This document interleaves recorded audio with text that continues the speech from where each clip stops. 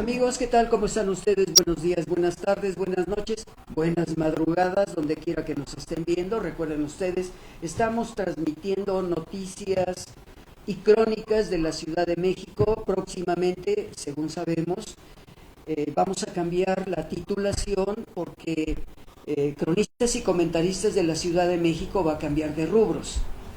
Un saludo muy afectuoso al doctor Jorge de León, probablemente en estos momentos nos esté viendo desde su casa. Está en recuperación absoluta después de la operación que le realizaron. Y bueno, Jorge, espero que estas 5 oportunidades ya estés bien para la próxima semana y estés con nosotros. Pero también la próxima semana, Nacho, vamos a estar Viernes Santo aquí. Ya no va a haber sesión. Bueno, amigos, ya estamos anunciando, vamos a ver qué elementos se puede dar. Hoy tenemos un invitado especialmente. Antolín, es un verdadero placer verte que estás aquí. Muchas gracias. Y fue invitado porque hoy estuvimos en el Día Mundial de la Madre Tierra. Me atrevo a decirle el doctor Antolín, quien es verdaderamente un hombre que maneja la herbolaria. Explícanos cómo es que llegaste a estos trabajos, Antolín. Pues de alguna manera ya llegué muy tarde, tarde en mi vida a desarrollar la herbolaria.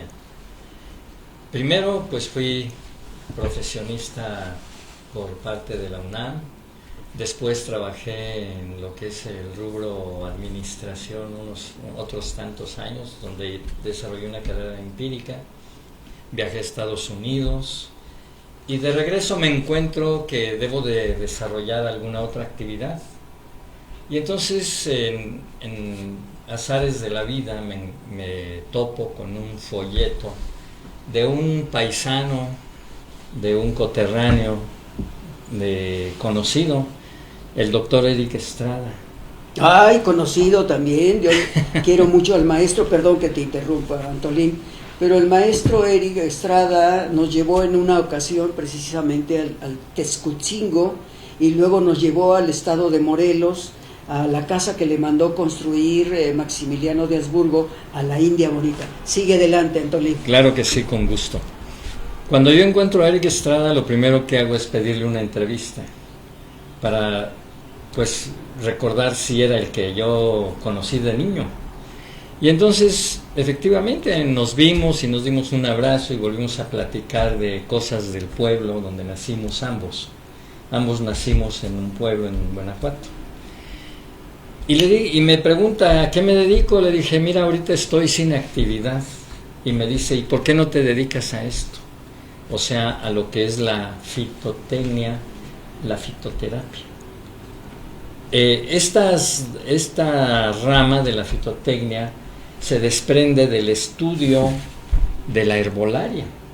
Entonces, en la fitotecnia conocemos los nombres científicos de las plantas, porque tú puedes saber que hay 7, 8 especies, e inclusive en algunas hay más de 100 especies con el mismo nombre común, pero solo una de cada planta tiene un solo nombre científico.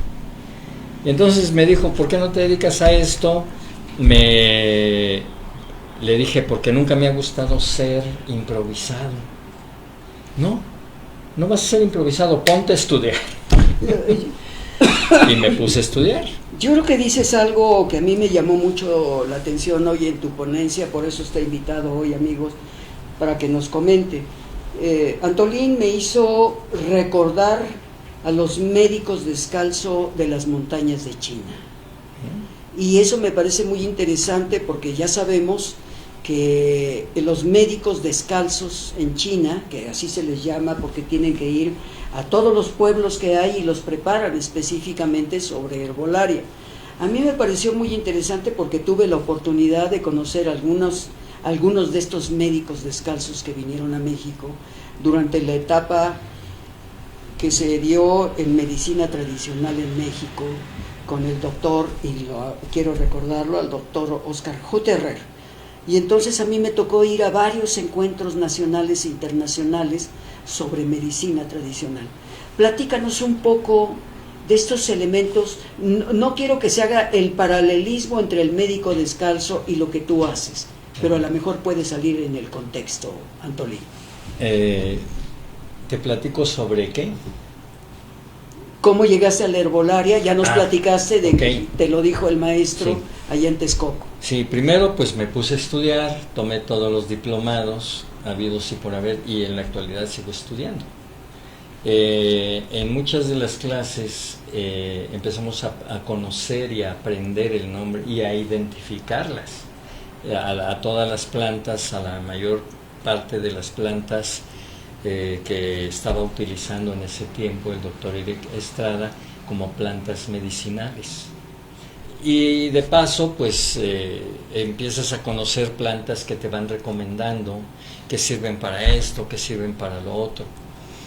Pero a través del doctor Estrada aprendí a que las plantas solo hay una con un solo nombre científico, y se estudió cuál es la más efectiva para resolver un problema de salud, inclusive cualquier problema de salud de los más delicados.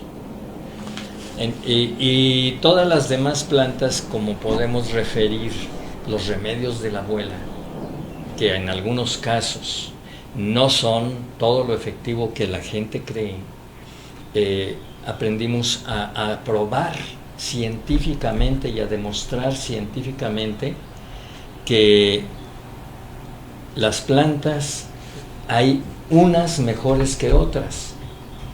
Y para referirte a algo muy específico, que es el porcentaje en el cual puedes considerar una planta medicinal para estudio, el porcentaje de estadística de mejora que te comenta todas las personas debe de rebasar 70% de eficacia en estadística, para estudiarla como planta medicinal. Hasta para dar las porciones o la poción adecuada para aliviar, por decirlo de una manera. No sé si estoy en lo correcto. De alguna manera sí, estás en lo correcto, pero en el caso de, a partir de una planta que tenga el 70% de eficacia estadísticamente, o sea, no es un estudio científico la estadística en este caso, entonces hasta rebasando el 70% la consideramos para estudiarla como planta medicinal. Porque, por ejemplo, hay mucha gente que utiliza, por mencionar un ejemplo, el güereque para bajar niveles de glucosa. Le hace bien a uno sí, a uno no, a uno sí, a uno no. O sea que su eficacia es del 50%. Y en todas las fórmulas herbolarias establecidas por el doctor Eric Estrada, las eficacias rebasan el 90%. Todas las plantas, todas sus fórmulas herbolarias rebasan 90%. Acabas de mencionar algo que a mí me inquieta mucho, amigos, porque acaba de decir que hay plantas que dan la eficacia del 50% dentro del organismo del individuo. Sí, claro. Eso quiere decir, voy a poner un ejemplo, espero no equivocarme. El ser humano comemos una determinada comida. Sí. Esa medicina puede tener un efecto sobre lo que yo comí y cómo está estructurado mi organismo. Y hay otros, en lo que acabas de mencionar, que ese tipo de medicina o esa herbolaria puede tener un resultado rápidamente o corto de acuerdo a cómo está el cuerpo del organismo que lo requiere para recibir la curación, por decirlo de una manera. No sé si me expliqué correctamente. Sí, bueno, yo comprendí la pregunta, tu aseveración. Tu aseveración. Todas las plantas estudiadas bajo la fitotecnia, bajo la ciencia de la fitotecnia, podemos establecer varias cosas en diferencia con la herbolaria. La herbolaria es tradicional, local, no determina una dosis, no determina un conocimiento mayor sobre la planta. En la fitotecnia determinamos el nombre científico de la planta, la molécula activa que te va a mejorar tu condición de salud, la dosis específica que debes de tomar precisamente se estudia a raíz de un cuerpo de 68 kilos, como en un promedio general. Y ya en la praxis, pues sabemos que la dosis que marca el doctor Estrada en las fórmulas herbolarias, sabemos si podemos incrementar un poco o dejarla como está, de acuerdo a la persona. Esa dosis es soportable, aunque el estudio dice que para personas de 68 kilos es soportable hasta para personas de 80 kilos. Fíjate que acabas de entrar a un tema que yo considero que es muy fuerte: la estatura, el sistema alimentario, la morfología del organismo. Ahí acabas de mencionar gente delgada, pero gente un poco expandida, gordita, con los que los conocemos. La aplicación, estoy recordando el médico descalzo de China, y recuerdo haber visto una serie de imágenes porque me interesó mucho la medicina herbolaria, y resulta que en China las escuelas de capacitación tienen archivos de plantas y los propios estudiantes tienen que llegar y hacer el elemento de experiencia que se tiene por quien la va a aplicar, o los maestros les enseñan a ello. A mí me pareció muy interesante porque el médico descalzo tiene que salir a ciertas provincias donde ellos tienen que llevar lo que se produce en la provincia. ¿Qué opinas tú de ello? Se hizo lo mismo aquí en México, en las comunidades indígenas. Tan es así que tenemos un centro de medicina que es el Cerro del Tecutzingo. Ahí los nacidos en julio y agosto, de acuerdo a la comunidad indígena, eran determinados para estudiar medicina y empezaban a los 5 años de edad. Y durante toda su práctica, que terminaba a los 25 años, ya podían decir que él era un curandero o un médico tradicional, lo que ahora es un médico tradicional indígena. O sea que pasaban 20 años dedicados a preparar tinturas, bueno, vamos a llamarlo pócimas en general, pero son tinturas, extractos fluidos, pomadas, cualquiera de todos estos preparados. Ellos, para energizarlos con el sol, lo ponían en la parte este de la pirámide del Tecutzingo. Todos los productos que ellos fabricaban tenían que pasar una parte en la fabricación y otra parte puestos al sol para que captaran el primer rayo del sol. De alguna manera, esta es una energía que armoniza y hace más efectivos los productos herbolarios. Fíjate que me hiciste recordar ahorita, dentro de las pláticas que se dieron ayer y hoy sobre herbolaria, uno de los ponentes, el maestro, que algún día lo invitaremos también aquí, habló de ese elemento, y creo que tú también lo mencionaste hoy en la mañana, que el cuerpo humano necesita una cantidad de iluminación solar para reponer ciertos elementos químicos del organismo, sobre todo ahora que se dio el COVID. He escuchado que se le ha recomendado a ciertas personas que le pegó muy fuerte el COVID, tienen que asolearse durante un periodo de 5 a 10 minutos. Hay otros a los que se les recomienda más. ¿Tú qué opinas de eso? Sí, efectivamente. El sol produce muchos cambios, no solo en los humanos, en las mismas plantas. Y la falta de información, por ejemplo, de cómo afecta el sol en las plantas, hace que unas personas corten la planta cuando no es el momento. Sí. Por ejemplo, hay una planta que es la siempre viva, que sirve para eliminar el terigión de los ojos. Esa planta la tienes que cortar antes de las 7 de la mañana, porque entrando el sol en contacto con la planta le altera su composición química. Y así como la siempre viva, todas las rosas no se cortan antes de las 10 de la mañana.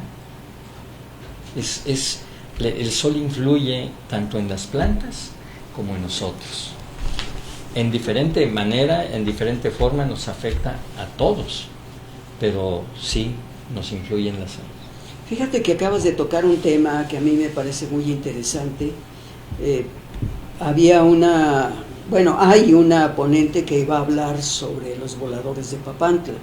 Ujú. El número de vueltas y los que trabajan en los voladores están resultando una matemática, que hoy se habló de matemáticas también. Pero hay un hecho que a mí me llama mucho la atención con los que elaboran las canastas.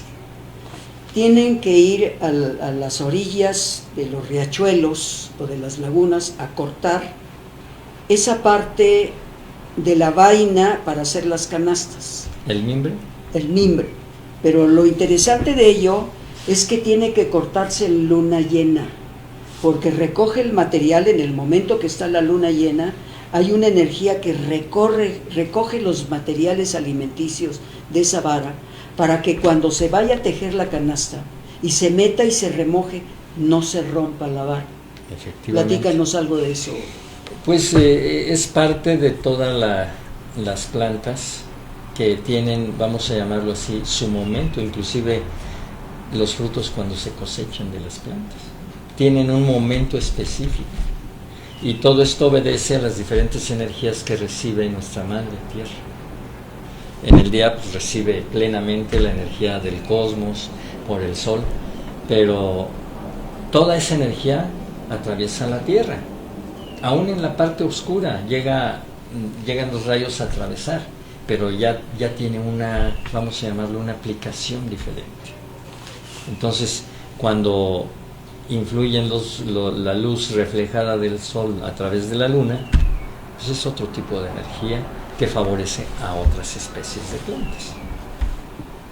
Yo creo que este elemento del gran conocimiento oculto para los no sé si llamarles médicos curanderos de herbolaria o curanderos, pero a mí me parece muy interesante. Estábamos recordando, y quiero recordar al doctor Ornelas, que me llevé una noticia muy fuerte de que él había trascendido hace 2 semanas, pero el doctor Ornelas creó en Cuernavaca un centro de la enseñanza de la herbolaria para los señores que viven en muchas de las poblaciones del estado de Morelos. Yo no sé si conociste al doctor Ornelas. No. Y con la escuela de medicina herbolaria que hizo, tuve la oportunidad de ver muchas cosas con los trabajos de estos grandes abuelos médicos que curan con herbolaria. Uh-huh. Bueno, primero, en las comunidades indígenas nacen los curanderos. Fue la primera palabra una de las primeras palabras que se aplicó, curandero. Eran los encargados de proveer la salud en su comunidad. Después, en una cultura muy lejana que es en Siberia, la tribu Tuguz de Siberia, ahí nació la palabra chamán. Chamán es, vamos a llamarlo, el doctor de esa comunidad, lo que hoy día son los doctores. Pero esa persona era todavía más respetada, porque tenía un conocimiento muy amplio de las plantas de su zona, de las comunidades que tenía que atender y de las enfermedades de esas comunidades. Hoy día la palabra chamán mucha gente la relaciona con algo demoníaco. Es visible, es visible, pero he tenido pacientes que les nombras la palabra chamán o ritual y ya no me vuelven a llamar.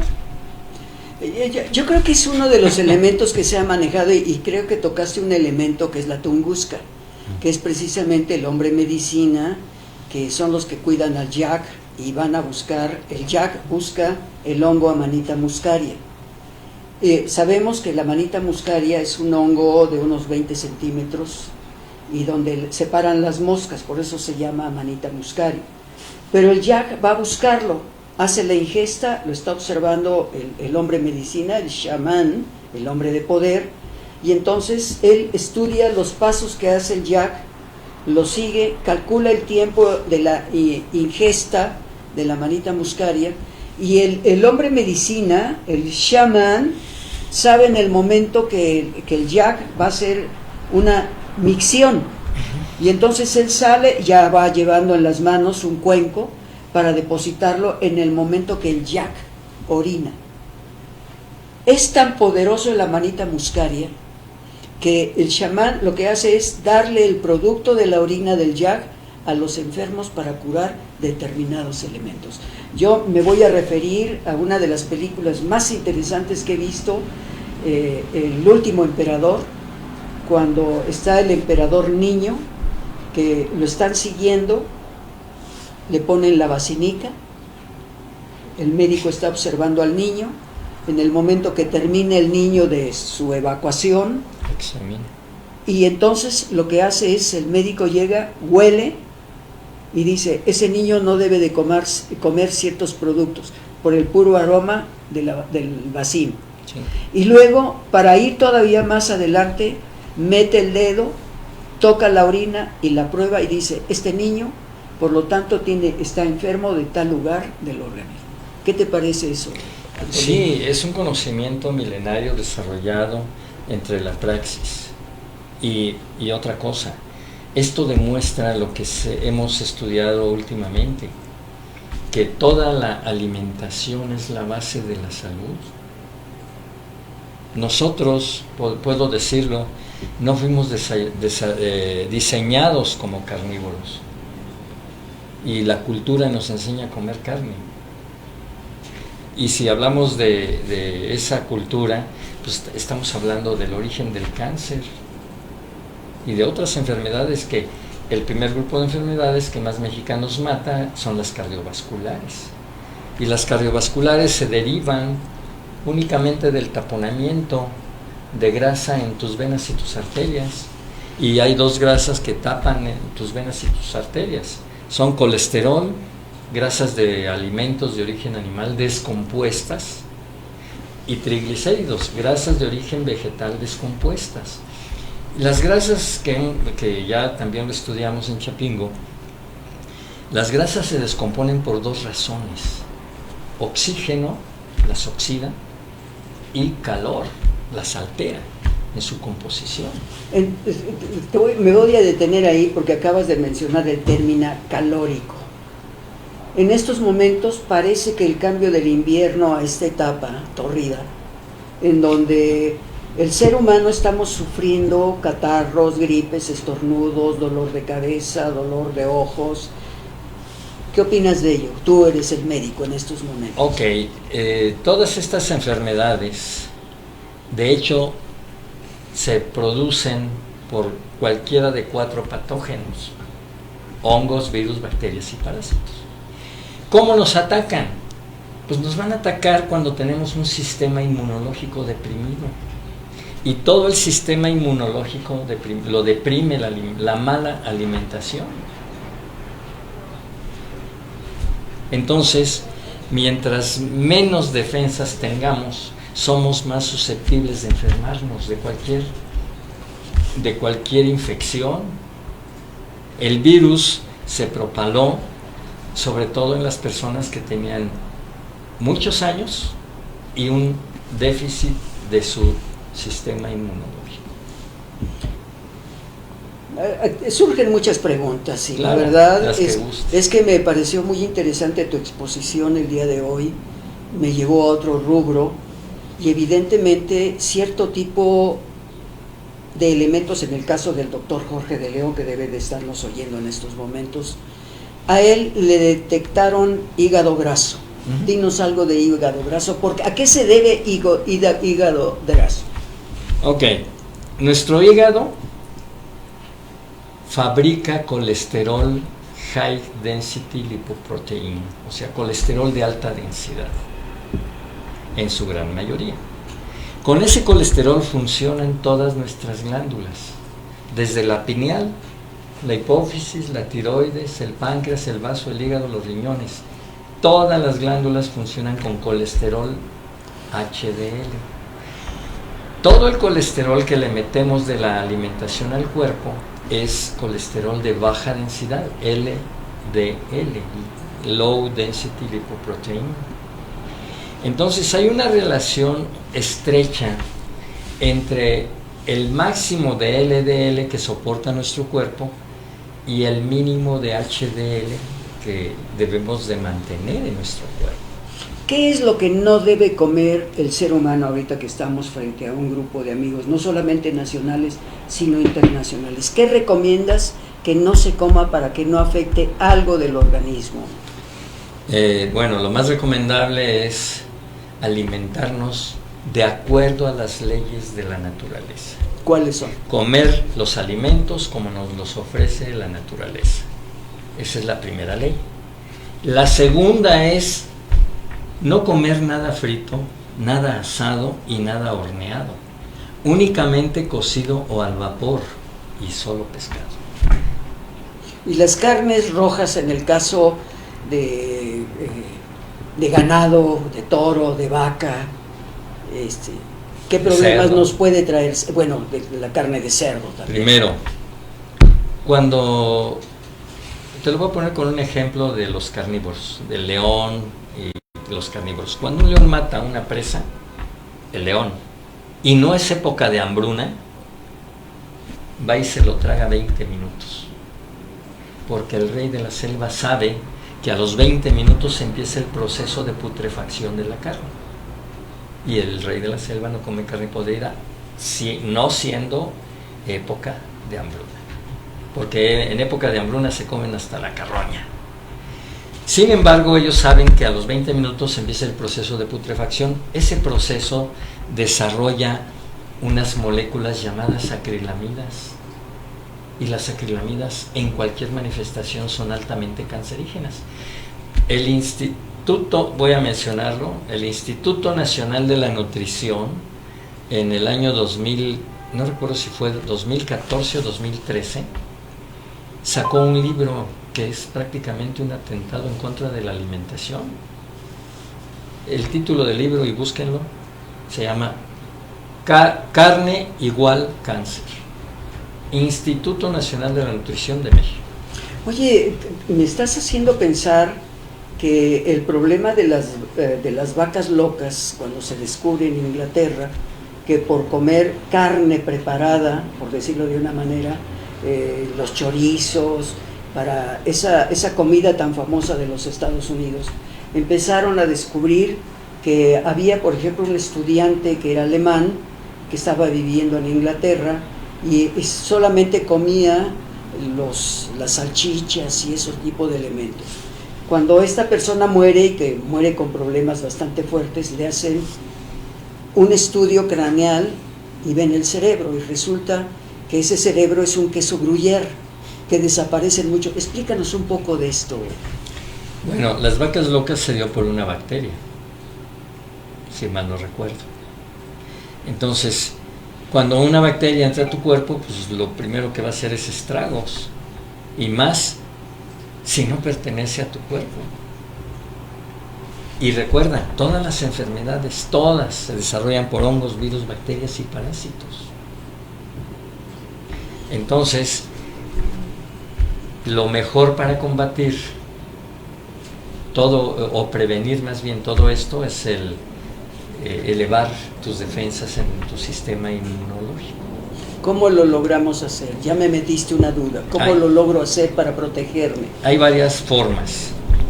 Hoy día, una de los elementos para tener un sistema inmune no tan deprimido y que no nos ataquen tan fácil los patógenos es la alcalinización. Nosotros medimos la alcalinización a través de el pH, potencial hidrógeno en la sangre o en la orina. El pH neutro es 7. De 7 para abajo es ácido y de 7 para arriba es alcalino. El mejor pH que tú puedes tener es de 7 a 7,5 porque es alcalino. En un pH ácido no les gusta vivir a los hongos, a los virus, a las bacterias ni a los parásitos. Entonces, si tú alcalinizas tu cuerpo, tiene menos posibilidad de desarrollarse cualquiera de estos patógenos en tu cuerpo. ¿Ok? Lo que pasa es que el ser humano tenemos que educarnos para tener un organismo limpio, sano, y que tengamos ese término de longevidad para continuar viviendo. Sí. A mí me llama mucho la atención porque he visto lo que en Japón le llaman el patrimonio cultural de la humanidad, cuando el ser humano llega a los 100 años, en Japón les dan un diploma por ser patrimonio cultural de Japón.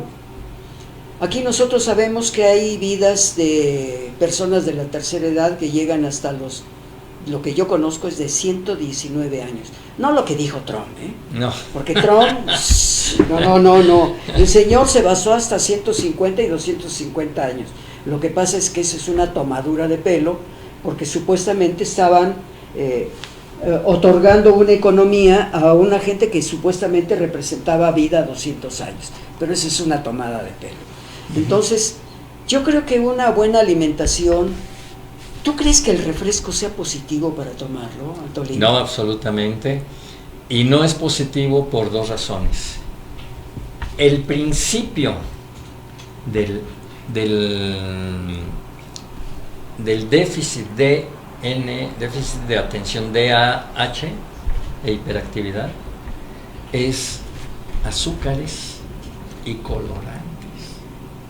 Una persona que inicia primero con la hiperactividad, después se puede desarrollar Asperger y más tarde autismo si sigue consumiendo esos productos. Entonces, ¿qué traen los refrescos? Colorantes y azúcares. Y por ejemplo, tenemos el ejemplo claro de la Coca-Cola, que dicen por ahí que nadie la... Perdón, ya dije un... Ya te echaste el comer. No importa, síguele, okay. Después te lo van a cobrar. Bueno, ese refresco... nadie lo puede dejar, dicen que nadie lo puede dejar. ¿Por qué? Pues porque ese refresco es el azúcar, no el refresco. El azúcar es 7 veces más adictivo que la cannabis indica. Acabas de mencionar algo que a mí me está inquietando de sobremanera, porque resulta que en este refresco primero era envasado en cristal. Luego vino una temporada en que se utilizaron los plásticos originarios del petróleo. Y ahora resulta que vuelven nuevamente a aparecer las botellas de cristal. Platícanos de esto, ¿qué pasa ahí? Bueno, en los envases de plástico, como tú bien dices, es derivado de petróleo. Y el contacto de los líquidos internos en el plástico desarrolla unas moléculas que se llaman bisfenoles. Y los bisfenoles son altamente cancerígenos. Así es de que imagínate, si ya de por sí este refresco es uno de los mejores precursores de cáncer.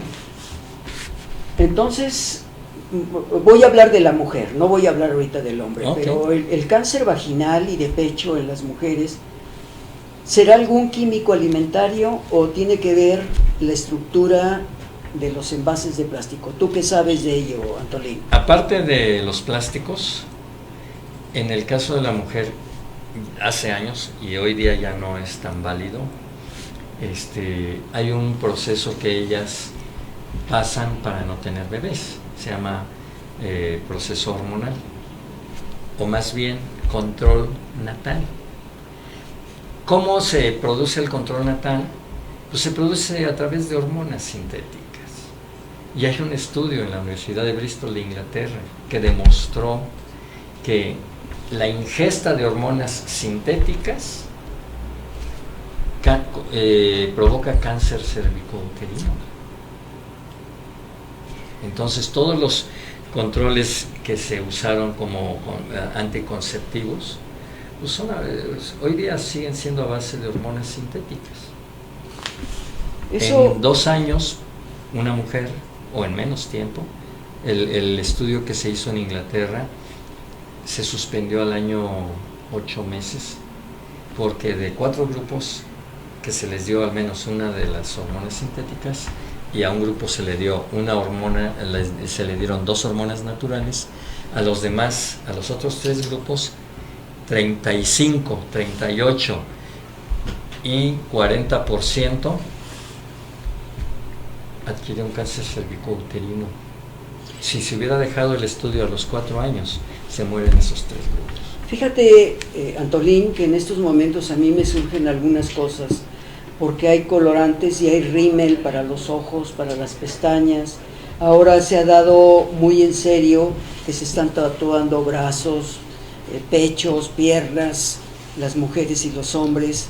¿Qué pasa con ello, Antolín? ¿Hay algún problema hacia el futuro con ello?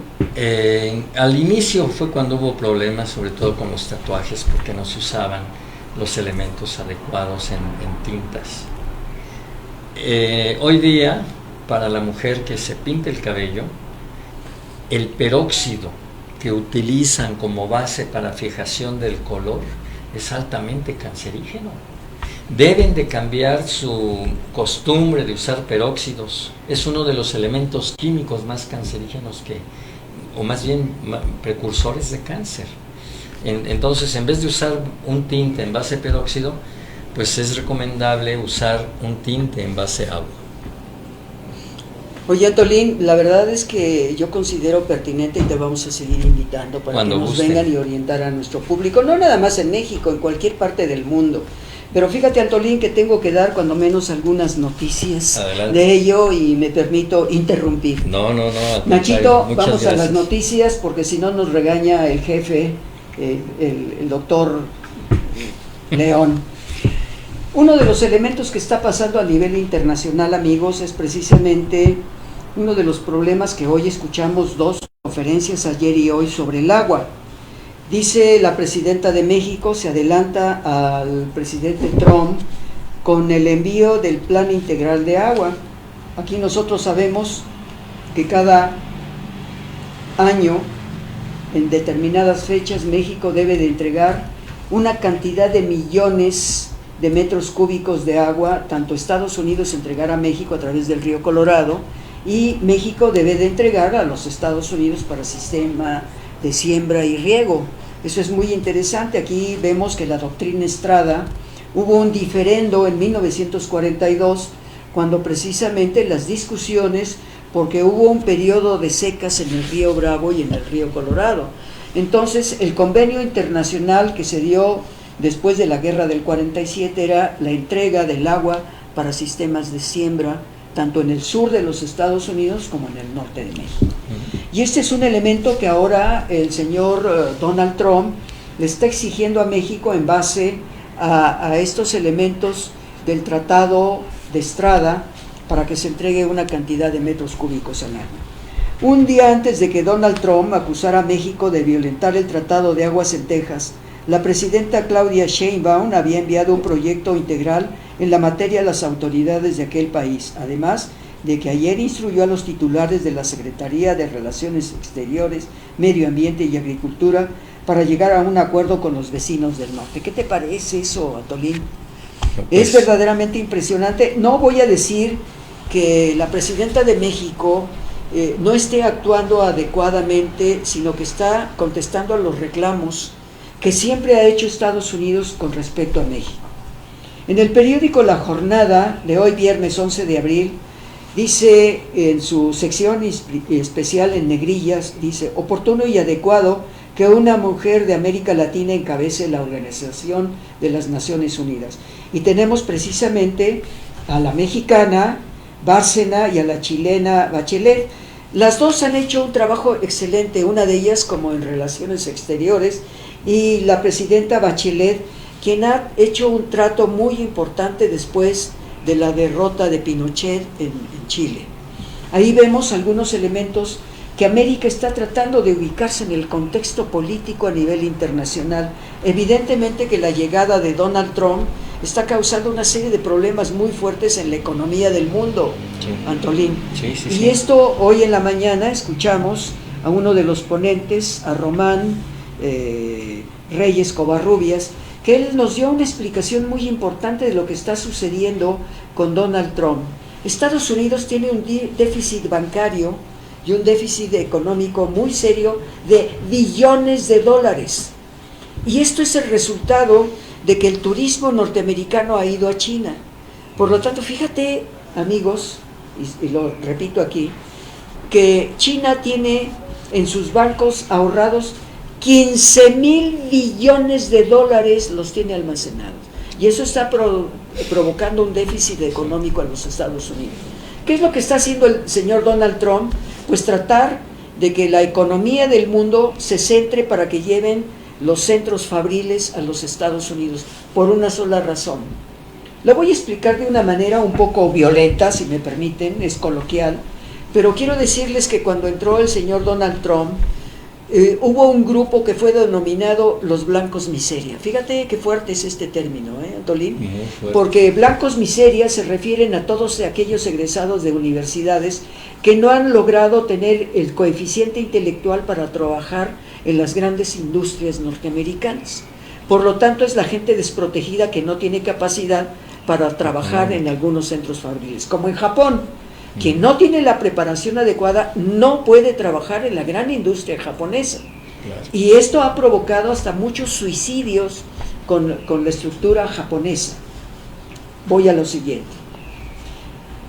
Resulta que en la primera etapa de Donald Trump se les llamó blancos basura, pero ahora, con el nuevo gobierno y el nuevo vicepresidente de Estados Unidos, se les llamaron los blancos azules. Porque el vicepresidente, me da mucha pena decirlo, pero es el incapacitado egresado de universidades con un intelectual adecuado, a pesar de que es un millonario, multimillonario, por eso lo llamó Donald Trump, pero no tiene la capacidad para ser vicepresidente porque él maneja negocios, igual que el señor Donald Trump. Entonces aquí estamos viendo que la política internacional nos está hablando de una economía doméstica y que está repercutiendo en el mundo entero, porque los costos de los sistemas de producción están a la alza y que lo estamos viendo en México. Y se vuelve a escribir en la jornada del día de hoy: erradicar de Morena toda la ostentación, exige Sheinbaum a militantes. Yo creo que eso es muy difícil. Totalmente. No puede ser, porque lo vimos con las enseñanzas del anterior presidente, que dijo: a mí me parece que alguien que llega a un puesto importante es por lealtad, mas no por conocimiento. ¿Qué te parece eso, Antolín? Imposible. Si tú no estás capacitado para desarrollar un puesto, perdón, hay otros con mucho mayor capacidad que son quien debería de ocuparlos. Y este es el hecho. No puedo hablar mal de la señora Sheinbaum, porque está haciendo un trabajo en base a la política dejada por Andrés Manuel López Obrador, pero ahí la dejamos. En la jornada del domingo 8 de abril se escribe: más de 1,200 protestas en todos los Estados Unidos. Fíjate qué delicado es esto, Y dice: cientos de miles se manifestaron en Washington y todo Estados Unidos contra el presidente Donald Trump y su aliado Elon Musk por despedir a miles de trabajadores federales, deportar a migrantes, reducir la protección a personas, sobre todo contra los transgénero, y recortar en los programas de salud. Las protestas forman parte del movimiento Manos Afuera. Las imágenes de izquierda o derecha representan New York o Nueva York, donde están con carteles las mujeres y los hombres protestando. En Denver, Colorado, miles de cartulinas hablando en protesta del señor Donald Trump. Yo quiero hacerte una pregunta así abiertamente, Antolín. ¿Qué pasa con los mexicanos de Estados Unidos? ¿Qué pasa con ellos? Bueno, yo creo que los mexicanos en Estados Unidos primero fueron a trabajar. Y yendo a trabajar, ellos se olvidan de todo lo demás, en su gran mayoría. Y además saben que se tienen que alinear a las leyes de allá, porque saben perfectamente que si los toman, por ejemplo, con una bota de cerveza en el auto, los van a deportar si en ese momento descubren que no tienen documentos. Entonces hay 2 o 3 tipos de mexicanos en Estados Unidos: indocumentados, que falsamente se les ha llamado ilegales. No son ilegales, son indocumentados. No tienen documentos para poder trabajar, se les venció su visa y se quedaron allá. Yo creo que te voy a detener ahí en ese aspecto, porque yo creo que el propio gobierno, en los gobiernos anteriores de Estados Unidos, han causado un problema muy serio, sí. Porque hay no solamente mexicanos, hay de todas las nacionalidades en los Estados Unidos. El hecho de que no les dan los documentos para no crear obligaciones por parte del Estado norteamericano. Ya sabemos que un individuo que tiene un tiempo en Estados Unidos son protegidos. En el caso, voy a hablar del caso de los cubanos que fueron corridos en la etapa del doctor Fidel Castro Ruz. en donde había un mantenimiento por parte del Estado norteamericano que les daba una cantidad de dinero a los cubanos migrantes. Sí. Sin embargo, a muchos de ellos no se les daban los papeles de nacionalidad, los obligaban a muchos de ellos a formar parte del ejército. Sí. Y les decían que cuando cumplieran su ejercicio militar les iban a dar la nacionalidad, y les mentían de esto, Antolín. Después se relajó esa regla, se relajó y prácticamente le dieron documentos a todos los cubanos que llegaran a México, a Estados Unidos. Una vez que se relaja el sistema, aparte de que se generó un problema social muy fuerte, que pues todo el mundo lo conoce, los Marielitos, un problema social fuertísimo, porque era la mayor cantidad de delincuencia que había en las cárceles de Cuba y se los mandó Fidel Castro. Entonces ellos fueron básicamente a vivir a la zona de Florida. Ahí fue donde hubo los mayores desastres de delincuencia al inicio, porque eran personas que no estaban adaptadas a la legislación de Estados Unidos. Yo creo que para rubricar esto que acabas de mencionar del doctor Fidel Castro, el doctor Fidel Castro mostró un término, no lo voy a repetir en castellano, pero lo puedo decir en galo antiguo, o sea, c'est la merde, que eran precisamente todos aquellos migrantes que fueron expulsados, y son los que no habían querido aceptar el movimiento de la Revolución Cubana. Hubo muchos aspectos después de la muerte del doctor Fidel Castro Ruz. Pero amigos, se nos acaba el tiempo y es verdaderamente interesante haber platicado con Antolín. ¿Quieres dar una despedida de tus temas, del tema que hablaste? Pues sí, yo hablé básicamente de herbolaria. La herbolaria subió de nivel, hoy día se llama fitotecnia, que es el estudio científico de las plantas para el desarrollo de muchas actividades del ser humano, entre ellos alimentación, salud, medicina. Y ojalá y pudiéramos concientizarnos para difundir un poco más la herbolaria, pero a nivel científico, o sea, la fitotecnia. Muchas gracias, Antolín. Gracias, Nacho. Ya sabemos que estamos directamente quizá en 2.200 poblaciones en el mundo. Siempre Nacho nos pone, hoy por cuestiones de tiempo pues no vamos a poder ver este planisferio, pero ya sabemos, amigos, por eso siempre decimos buenos días, buenas tardes, buenas noches, buenas madrugadas, porque nos están viendo en los 5 continentes. Y bueno, pues hoy aquí con nuestro hombre, yo te llamaría el hombre medicina, el Gracias. Médico del humor, que se manejaba en la etapa medievalista. Pero gracias, amigos, por recibirnos, y esperamos que Antolín nos acepte otras visitas ya cuando esté por aquí nuestro director general, el doctor Jorge de León. Esperemos, Jorge, que vayas mejorando. Gracias, Nacho, por tu participación, y aquí estaremos, amigos. Gracias, y nos vemos, no el próximo viernes, sino dentro de 15 días, después de Semana Mayor, estaremos con ustedes, y espero que ya el doctor Jorge de León venga a trabajar. Gracias, amigos. Aceptado. Gracias.